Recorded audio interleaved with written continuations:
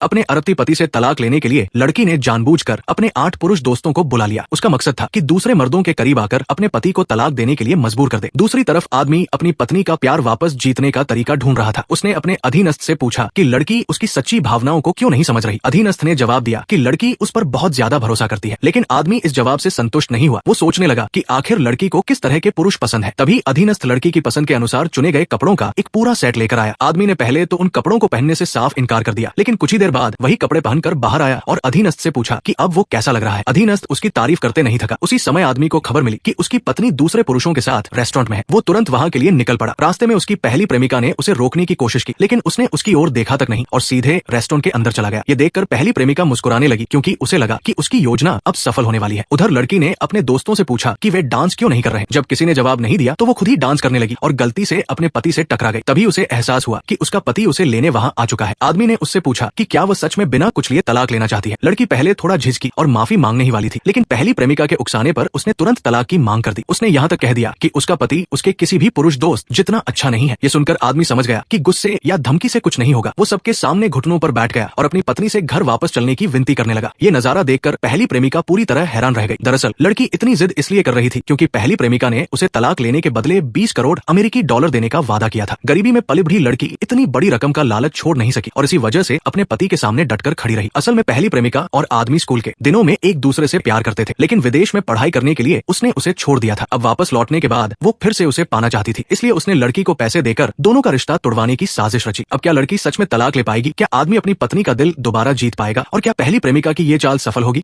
आगे की कहानी जानने के लिए कमेंट में लाल दिल भेजें।